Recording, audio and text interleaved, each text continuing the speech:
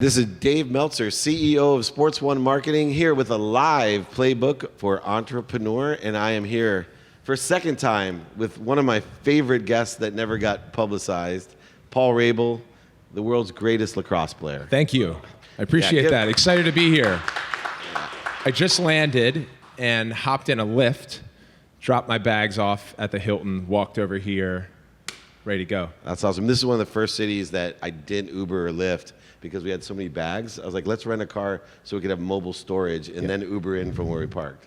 Renting cars is a win from my perspective, especially when you have a lot of bags. We run one of our businesses is lacrosse camps and clinics, and we stay in major market cities. We travel to 14 a year, and we'll get these SUVs.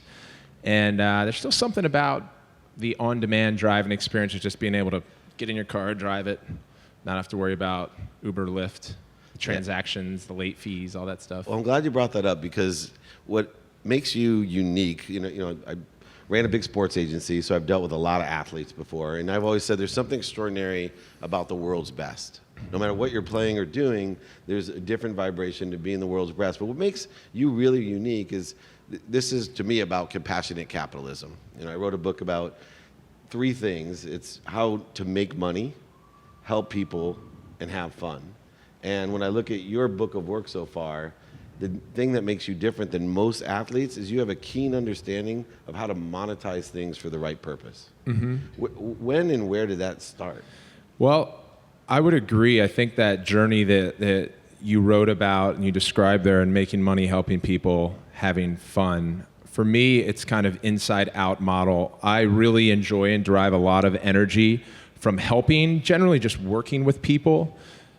I get equally, in probably more cases, more value in interacting with people than perhaps I think I'm giving off. So that is always like strategy number 1 for me. And I think in a certain case, when we're playing sports, we're doing that.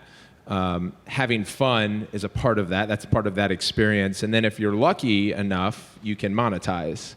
And I think the game that I'm playing now is monetization in the long run, because I'm in the media game and you have to go after total eyeballs, ears.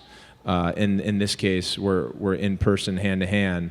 But if you can create a good product, a great service, tell a wonderful story about it, word of mouth is still the most powerful form of marketing out there. It converts far higher than any other paid advertising or direct mail, which is probably second, and both of those feel more archaic based on the society we live in today. But if you can have that impact on someone in person, it's more fruitful for personal development, and it tends to be the fastest way to grow any business or strategy, product, or service. So it's interesting because you talk about what I call shifting the paradigm of value. And I think it's remarkable that a lot of people that do make a lot of money, they've detached from that outcome. They actually are trying to provide value. So for instance, for me, I made money the first round and lost it all. And the second time around, I said, you know what if I woke up every morning and said to God, can you please put 10 people in front of me I can help? And then I did everything in my power all day to provide value to not only those 10 people, and it doesn't mean I'm sitting at home high on my mom's couch dreaming, or handing out in the streets of Calcutta everything I own. I'm very driven the same way you are in all the things that you did, but I truly have shifted the paradigm of value, and I haven't heard someone organically explain that, hey, I'm just here trying to provide value. Do you have to have a trust in the universe that this stuff's going to come back? Because there is a directive of making money from what you're doing. Yeah, I think that's right. You have to have some level of trust. You have to know that opportunity awaits. Not sure when it's going to come, but it will. And when it does, you have to be fully prepared and ready to jump. For me, I call myself an entrepreneur by necessity. A lot of entrepreneurs, those in the room here and yourself, we'll also acknowledge that it's kind of, you're born with it. A lot of it is innate, and that hustle, that curiosity, that willingness to think at a macro level, roll your sleeves up and operate in the micro trenches. In lacrosse, very different than, say, just the big 4 sports, our wages are minuscule compared to them. So we play professionally as a passion. When I graduated from Johns Hopkins, I took a job as an analyst for an investment sales real estate team in DC to try and create additional income. I was fortunate because I learned a little bit about how to chop up through Excel sheets and value businesses. But that lasted 9 months. I was playing on a parallel kind of weekend to the regular work week. I got an endorsement with Under Armour, small cash at the time, and an opportunity to be a part of some of their national marketing campaigns. Then I started getting inbound emails from local youth lacrosse operators who wanted me to make appearances there. I started thinking about, well, why don't I just own my own youth lacrosse business and provide a ton of value directly to the homes. So I met with my real estate brokers, decided to leave, became one of the first full-time professional lacrosse players. I threw that in air quotes for those that are listening to this back, and just began to kind of create my own path. And the necessity part was, okay, I'm here now. What are the tools at my disposal? That was in 2008 when I graduated. Facebook had just launched their business and fan pages. It was pre-Twitter, pre-Instagram, Snapchat, and I was like, okay, I know I have, at the time, if you remember, the cap, and it still may be the case with Facebook, is 5,000 friends. So I had a bunch of young lacrosse players who were watching me on ESPN with Johns Hopkins, and I would always accept them, and I was capped. So I had about 10,000 friends pending. Then when Facebook launched their fan page, I opened that, and that was limitless. So I started building a rapport with the young lacrosse player using new media, is what we call it, versus traditional media or linear media, who again is focused on telling the story of the big four sports. So for the first time in 2008, because of social media, we were able to have a conversation as professional lacrosse players with young lacrosse players, tell our story, and then figure out how to monetize. And I think, again, that word monetization really comes as kind of a tailwind of doing something really impactful. Yeah, you know what's interesting? I get a lot of young entrepreneurs, since that's the way my brand has rolled out, that they don't know when to go all in, right? Yeah. And it's worse for middle-aged entrepreneurs, because I hear it all the time. I have this dream. I really want to do what you do, Mr. Meltzer. I want to work in sports, but I'm a real estate guy. I'm a financial planner. I'm this, and I hate it every day. But I have a family. I have a mortgage. I make really good money. And it's, for the last few years, I've been trying to do this. What I find, you got to be all in. Yep. What advice would you give to a 35-year-old lacrosse player that wants to follow his dream of working in the business of lacrosse, not playing lacrosse, but monetizing some sort of solution that he has, but he has a family, a house, and a life? Right. How should he deal with that? Yeah. So I think there are two things that have really stuck with me. The first came from one of my previous podcast guests, was John Brankus, and he said it kind of in passing. So he's a sports science guy, and he's met with a lot of athletes like you have and has built a business off of it. And a lot of people tell their younger daughter or son, hey, do whatever you want in life. And he says, be a little bit more pragmatic, and the thing should be do whatever you can in life. And for the 35-year-old or the 45-year-old person who's interested in getting in lacrosse, probably at that point, it's not playing professionally if they hadn't to that point. So it's having that pragmatic approach that doing whatever I can probably pushes them away from playing on field. At this moment, there's other opportunities which I'll talk to. The other thing is Ben Horowitz said this in his graduation speech at GSB, which we hear often, follow your passion in life. And he said, don't follow your passion. Very rarely does your passion align with your skill set. And if it does, great, you can be a unicorn, and you may be romanticized as overnight success. Many people know that the overnight successes 17 took 10, years 15, 20 years to get there. That said, he said, follow what you're really, really good at. So find what you're talented at. And if it's accounting and you're going to be a CPA and start your own practice and then become very talented at that, get a ton of inbound clientele, it's like what gets really good is when you become very good at what your skills are, the accoutrements in life, and the first class round trip airfare, and the opportunity to speak at the national convention for CPAs. That's what brings a lot of the fulfillment and fun. That lifestyle kicks in. and before you know it, that skill set becomes your passion. So it's kind of re-engineering the way we're thinking about like, oh, I love film and I want to be an actor or actress, but maybe that's not just within my skill set. What am I really good at? Let me pursue that hard. You're on a much faster track to success, and then when you get really good at that, life is going to become great. It's a great point. A lot of people ask me, how do you get a job in sports? And I go, there are no sports jobs. You can't just say I'm a sports guy, right? There's skills and there's knowledge. Mm-hmm. Most people have the desire to do what they love to do. Music, art, sports. 80% of the people in America love sports. It's proven. So 80% of the people in America want a job in sports because they love some sport, but they forget that it's the skill part, as Paul says, and I think they also have to look at the knowledge. You can have all the skill in the world, but if you're not asking for help and having mentorship from the people that are in the situation that you want to be in. And so many people, I teach this whole thing about ask and attract. And the most successful people are not afraid to ask. And when I lost everything, the reason I lost everything is my ego was in my own way. I was afraid to ask anyone for help. Mm-hmm. I owned a golf course, never asked one person that owned a golf course, hey, what should I do? Because I knew it. Do you still ask for help? All the time.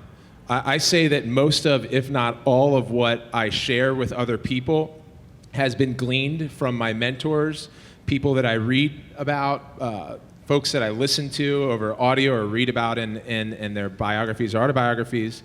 So I think I'm very honest and open when it comes to that. I don't consider myself an investor or an inventor. I consider myself more of a chemist. So taking what's out there and try to make a concoction of what makes sense for me. So I think that's really important. And then, to your point around work ethic and that grind, especially as a young analyst or someone trying to get into sports for the first time, what I've found more than anything else, and I'm continually upstarting new projects from scratch or investing in early stage startups or building a new form of content on a new medium like a podcast, is that those with endurance are the ones that ultimately reach a level of success. You can work really hard, and I see it in sports, especially with athletes. We're seeing athletes start podcasts and YouTube channels and all this stuff. And they get in, and it's fun, but then once you're in and you're expected to perform on a cadence that's weekly, in some cases daily, it actually gets really hard. And you have to put your head down, and we find that those who embrace the level of endurance that it requires in any business to be successful are the ones that win. Seth Rogen talked about it in acting. We've heard it, I heard it, I explored it at some point. It's like people go out to LA and they say, I'm gonna give this a shot, and then when I turn 30, I'm gonna turn around because I'll just, I've been out there for 8 years, it didn't work. And he says, if you look at all the successful actors and actresses, they hit it when they turn 33. And so it's like people are turning over at 30, and if they just stuck it out for a few more years, but we create these paths that often fail us and they get in our own way. Yeah, there's this consistent, which means every day, persistent, which means never quit. Enjoyment of the pursuit of our potential, and I see that as a common characteristic.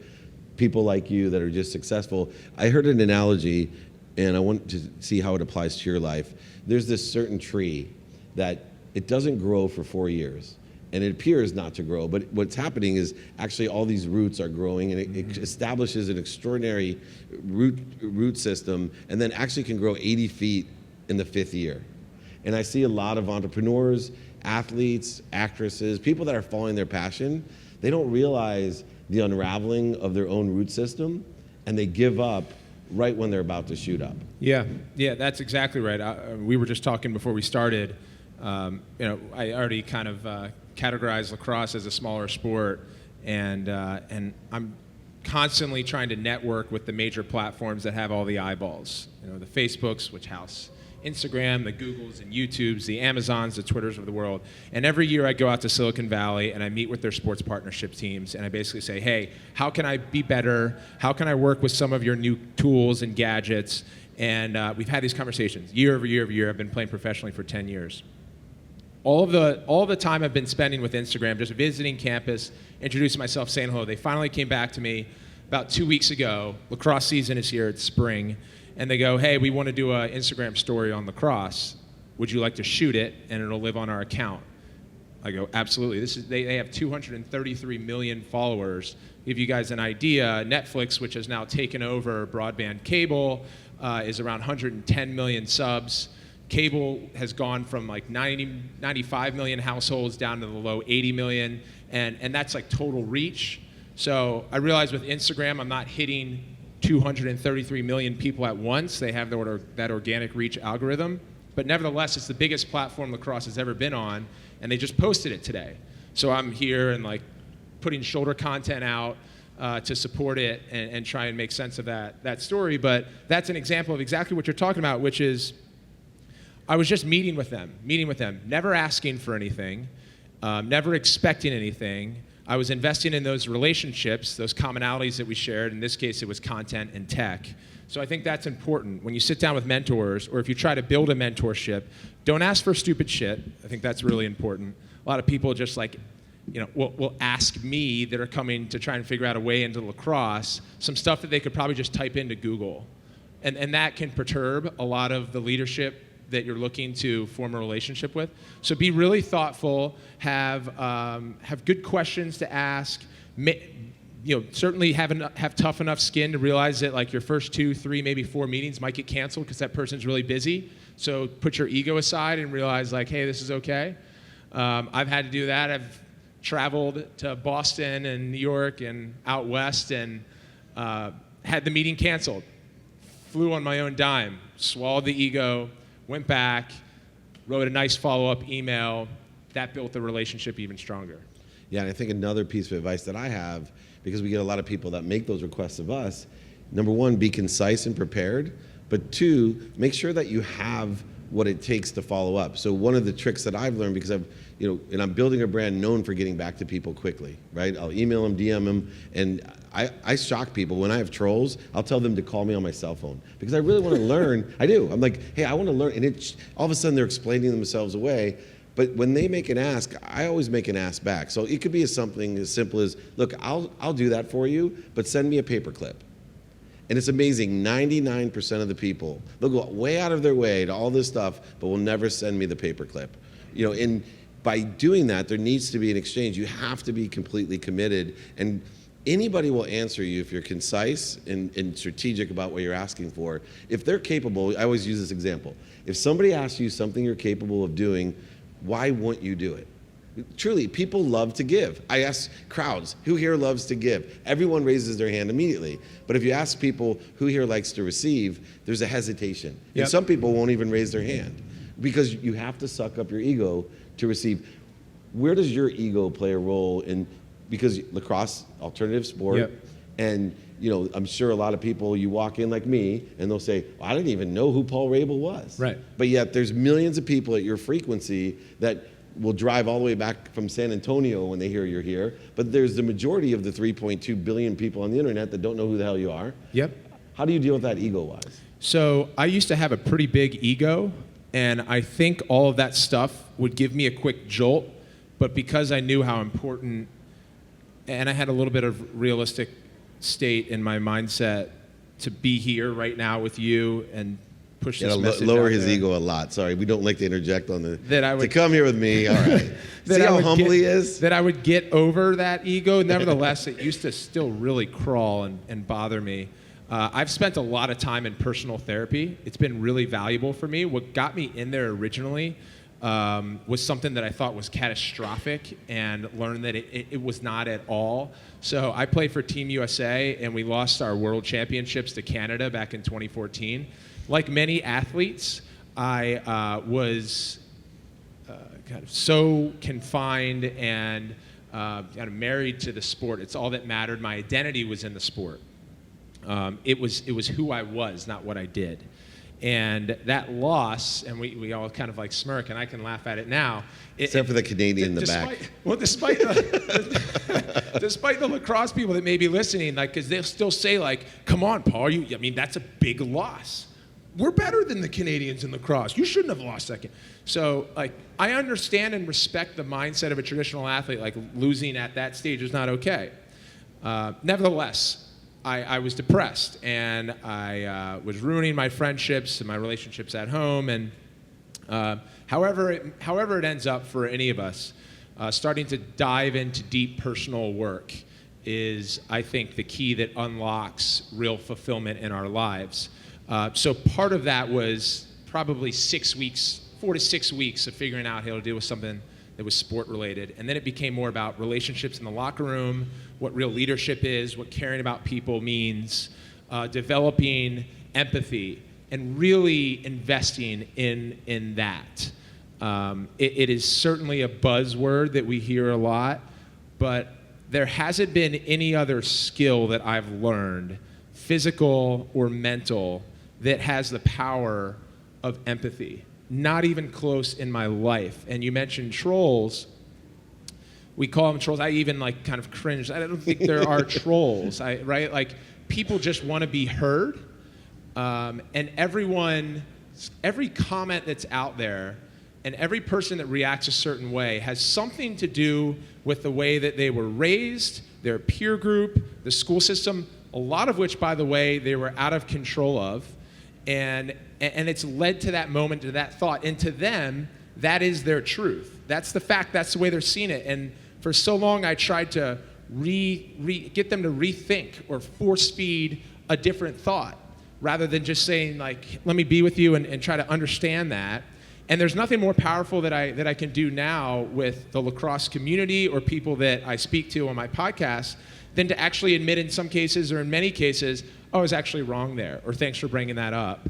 I hadn't thought about that. Or, you know what, I don't know the answer to that question. I'm gonna go think about it. Like, just having the humility to say, you know, I don't know everything, and certainly very few people in a general percentage of the world's population know who I am, know what lacrosse is, but that's okay, right? And my goal isn't to try and get more people to find out about me. If that comes because of really strong, earnest, authentic, meaningful conversations and partnerships and businesses that we build, then terrific. Because ultimately, just like you, we want to spread goodness, talk about social justices, human interests, why the world is at conflict, why it shouldn't be.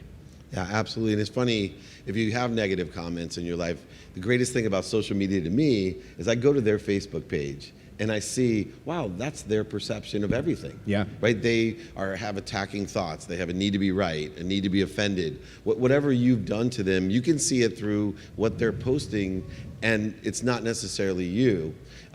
Social media is a crazy double-edged sword. I'll just jump in there real quick, which it's been amazing for folks like us who've been able to build a network and an audience and have direct connection with people.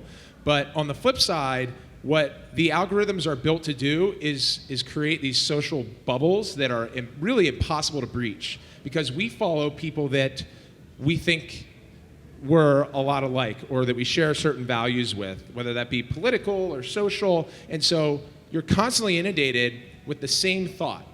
So former President Barack Obama, 44th president, one of the best presidents ever from my perspective, Occidental College, says that, you know, they ran a study, third-party study, where you had a conservative, a liberal, and a fairly moderate voting patron type in, I think it was Tel Aviv, into Google.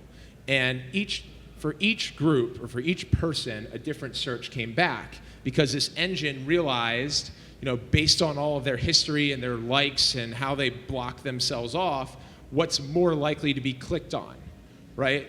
So I think in a way, that's the bad side of the double-edged sword. And what's great about sports, and I share this with my peers across all different sports who are athletes and even entertainers and entrepreneurs and folks like yourself, is we're actually the few people that cross over these social bubbles.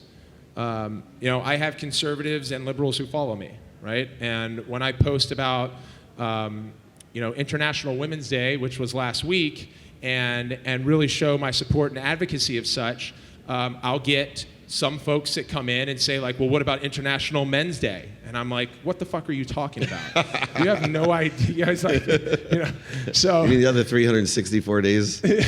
So, exactly. Exactly. So you know, you're going to face that, and I think it's within our power, and part of, again, how I see our place to be is to hopefully use our celebrity in a way to kind of pop those bubbles and share stories. Yeah, it's remarkable the influence and reach that you can have. It's also scary. So, I deal with 4 words all the time. When my love was making money because I grew up so broke and I wasn't a great athlete, although I played football in college, but I wanted to make a lot of money. So when I lost all my money, I think it was like Warren Moon losing that 32-0 game at halftime. In fact, I used to tell people if I had to sit in public and tell people that, let alone my mom, that I went bankrupt. I mean, I had millions of dollars. I had a golf course at Ski Mountain, 33 homes alone in San Diego. I lost them all. How low were you?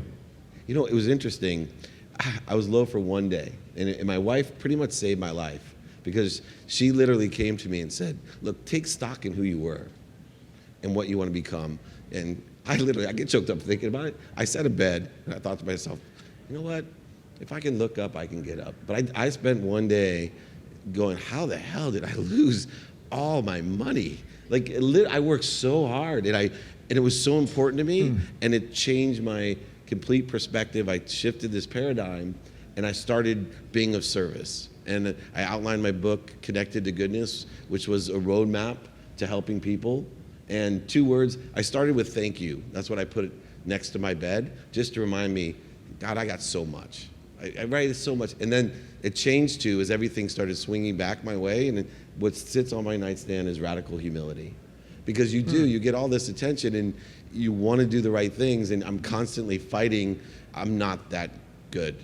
It's exciting and it's fun, and people will drive all over to see you, but the truth is, I have these great experiences that I want to share and motivate and inspire people with, but I'm the same as everyone else.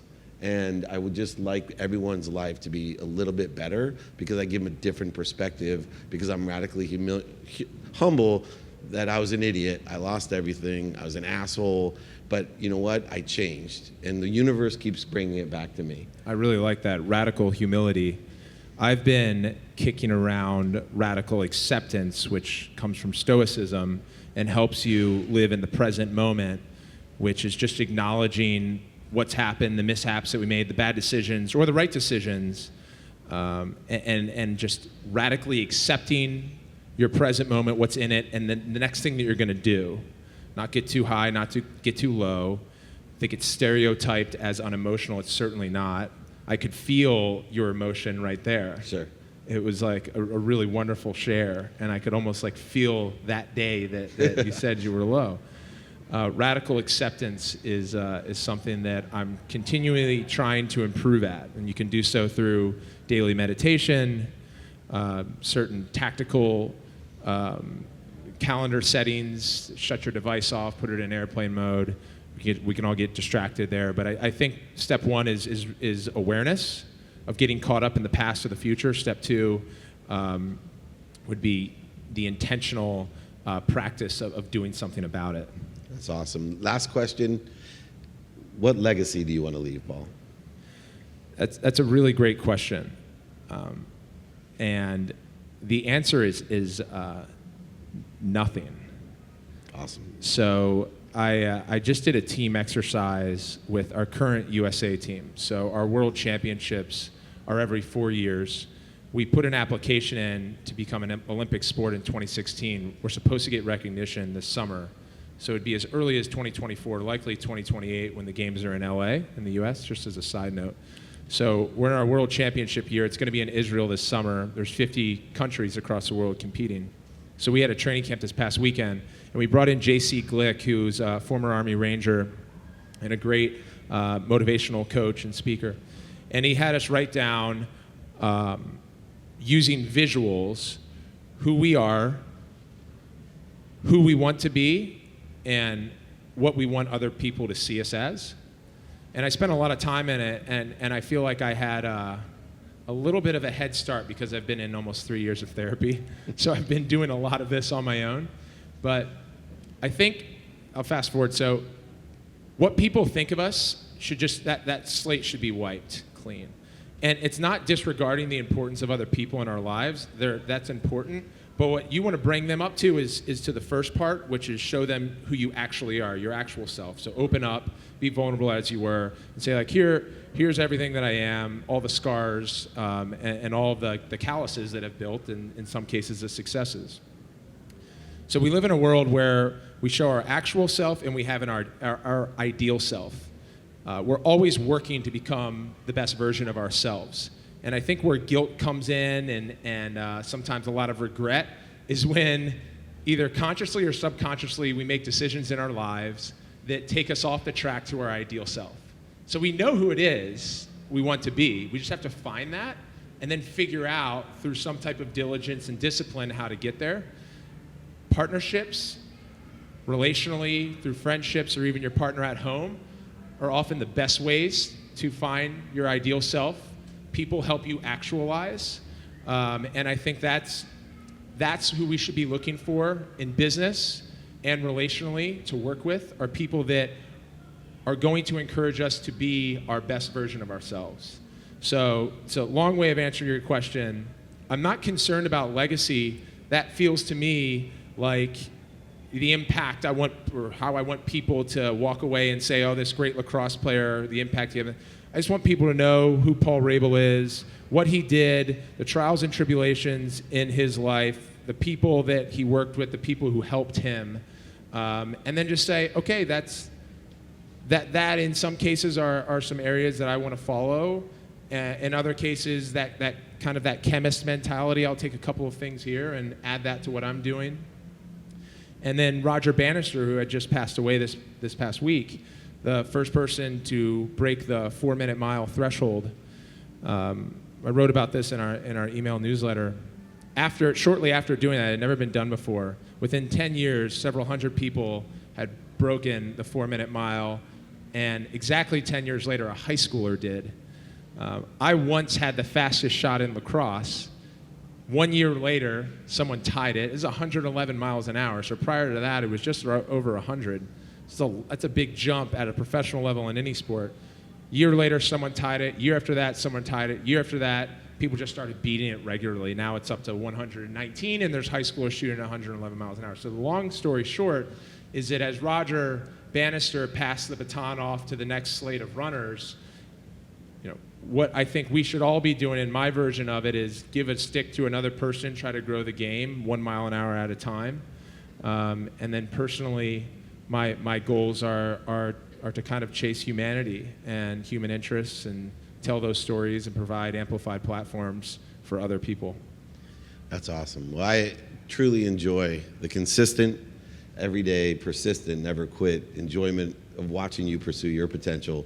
And to have you as my new friend, I know it's been a year long, a couple conversations, but I know we're vibrating at the same level. It's been a pleasure to have you here. Let's hear it for Paul Rabil. Thanks. Thank you. We are Entrepreneur, the Playbook Live. Thank you.